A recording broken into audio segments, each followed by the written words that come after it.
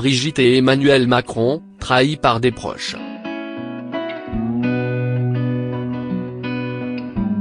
Dans le documentaire Macron à l'Élysée, le casse du siècle, certains membres de l'entourage du couple se livrent à un grand déballage, brossant un portrait peu élogieux du chef de l'État et de son épouse.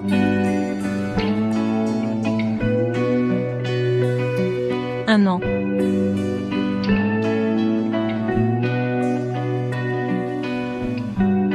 Un an déjà qu'Emmanuel Macron a accédé à la fonction suprême, à tout juste 39 ans, au terme d'un parcours unique sous la Ve République. Le héros de cette formidable ascension aurait pris le pouvoir au terme d'un incroyable hold-up politique.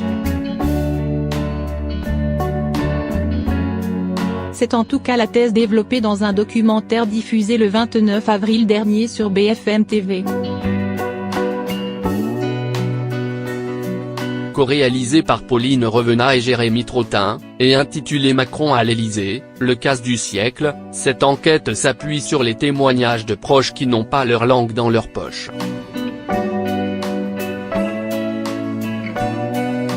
On imagine sans peine la stupeur du couple présidentiel en découvrant devant leur poste le visage de tous ces traîtres qu'ils considéraient, pour certains, comme de vrais amis.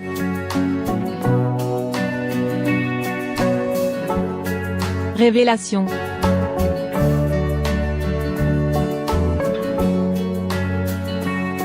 Des révélations qui ne laissent aucun doute.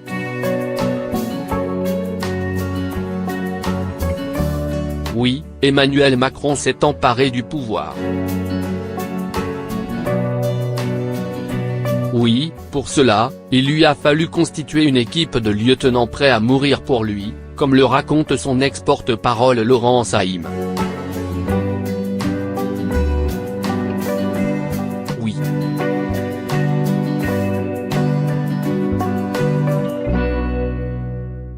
Il a bien trahi François Hollande, selon l'ancien ministre Michel Sapin. Et il s'est bel et bien servi de son statut de ministre de l'économie pour planifier son coup, invitant tous les soirs à Bercy tout ce que le pays compte d'esprits brillants, tissant ainsi un solide réseau de soutien potentiel. Gérard Collomb, fidèle de la première heure, devenu ministre de l'Intérieur, avoue avec une franchise déconcertante, il y a dans tout ça un peu l'aspect casse du siècle, parce que cela ne s'est jamais vu dans la vie politique française. Pour mettre son plan à exécution, il lui a fallu constituer une troupe de choc où chacun est maître de sa spécialité, une bande de jeunes gens brillants dont son conseiller spécial Ismaël Émélien, taiseux et fin stratège. À eux, dans un premier temps, de lever des fonds. Tout a été réfléchi dans les moindres détails. Il faut dire qu'Emmanuel fomente son coup depuis 2012, année où il réussit, après un passage fructueux à la banque Rothschild, à s'incruster dans le palais présidentiel. Nommé secrétaire général et adjoint en charge des affaires économiques, séparé du président d'un étage seulement, il est aux premières loges pour observer François Hollande. Pendant 2 ans, celui que l'on surnomme aux 55 rue du Faubourg Saint-Honoré le Petit Prince fait du repérage. Il se met dans la poche le petit personnel, des gardes républicains aux apprentis dans les cuisines, comme le raconte Gaspard Gantzé, l'ex-attaché de presse de l'Élysée qui le voit à l'œuvre. Sûr de lui, Macron ne se prive pas de donner son avis.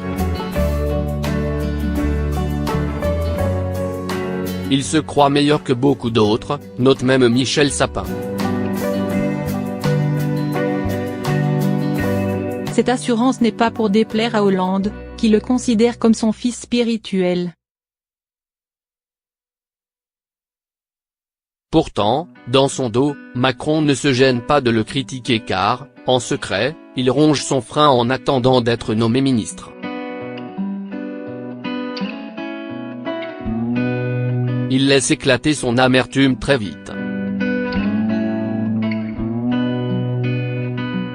Comme à la sortie d'une réunion dont se souvient Jean-Christophe Cambadélis, l'ancien premier secrétaire du PS, il tombe dans les bras de Stéphane Le Foll et lui dit « Tu sais, je reviendrai et j'attaquerai tout le monde au pic à glace ». Ambiance.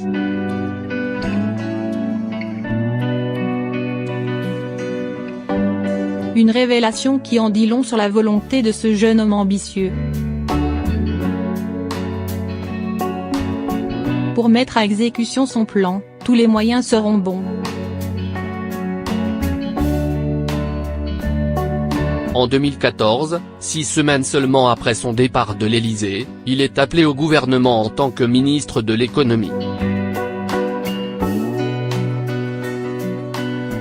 Enfin.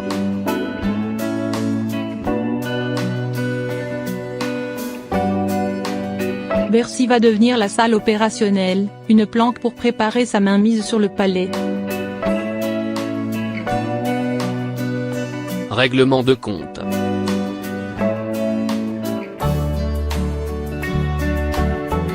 Le conseiller de l'ombre Alain Mincy se souvient aussi l'avoir interrogé sur son avenir en 2006, alors qu'il était inspecteur des finances.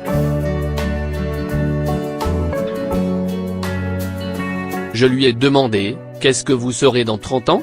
Il m'a répondu, « Je serai président de la République. » Quand on dit ça à 25 ans, c'est qu'on le pense depuis longtemps, confie l'essayiste, qui a soutenu sa candidature en 2017. Emmanuel Macron, sollicité par les auteurs du documentaire pour répondre à quelques questions, n'a pas donné suite à leurs propositions. On imagine qu'il s'en mord les doigts aujourd'hui.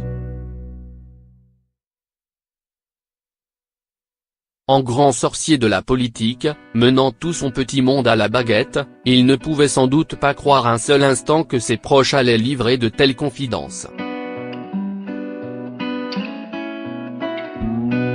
Il n'a même pas souhaité visionner le reportage avant sa diffusion, persuadé que ses intervenants brosseraient de lui un portrait forcément flatteur. Trahison mue par la jalousie pour les uns, par des mises à l'écart pour les autres, tout ce petit monde a pourtant sauté sur l'occasion pour régler ses comptes, prenant un malin plaisir à dévoiler la face supposée cachée d'un homme passé lui-même maître, selon eux, dans l'art de duper, comme le révèle François Hollande dans son livre Les leçons du pouvoir, édition Stock, où il peint au vitriol le portrait de son successeur, pour lui, une volonté clairement affirmée et beaucoup de séduction pourvoient à tout. C'est sa méthode.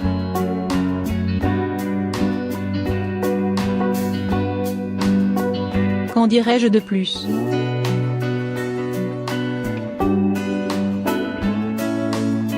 Mais les révélations du casse du siècle ne s'arrêtent pas là. Stupéfait, on y apprend que le couple Macron passe ses soirées avec des personnages pour le moins sulfureux. Je pense qu'il m'aime bien, fanfaronne Philippe de Villiers dans le documentaire, pas mécontent de son petit effet. Et de narrer, un sourire en coin, leur rencontre un soir de 2016 à la Rotonde, une brasserie parisienne huppée du quartier Montparnasse où Brigitte et Emmanuel ont leurs habitudes. Ce soir-là, le couple dîne en tête à tête au rez-de-chaussée. À l'étage, la figure de la droite souverainiste a aussi ses repères.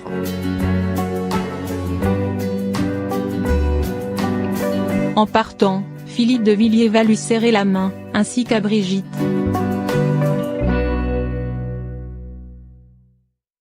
Ils sont là tous les deux en dessous de l'escalier.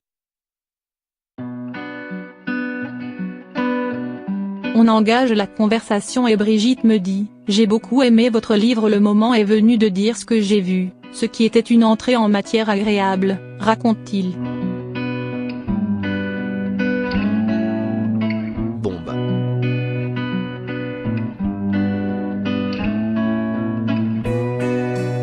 Cela fait tout de même un choc d'apprendre que la première dame, grande admiratrice de Chateaubriand et de Baudelaire, a consacré du temps à la lecture de cet essai dans lequel le catholique traditionnaliste, à la manière d'un Éric Zemmour, stigmatise l'immigration de masse et se désole du déclin de la France minée par l'islam.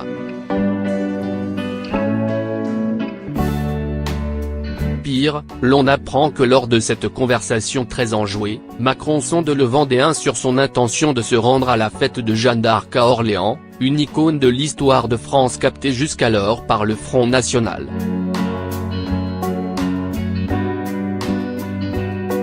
Excellente idée, approuve le vicomte.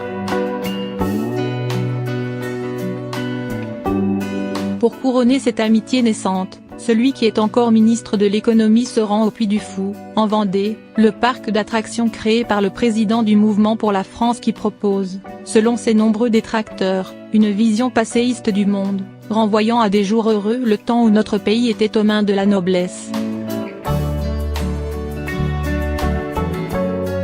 Je pense qu'il m'aime bien et que s'il avait une soirée à perdre, il préférerait la passer avec moi qu'avec Castaner, le délégué général de La République En Marche, se vante, en guise de conclusion, Philippe de Villiers conscient de lâcher une petite bombe. Bref, si l'on en croit tous ces témoins à charge, le doute ne semble plus permis, parmi les animaux politiques, Emmanuel Macron est le plus redoutable prédateur.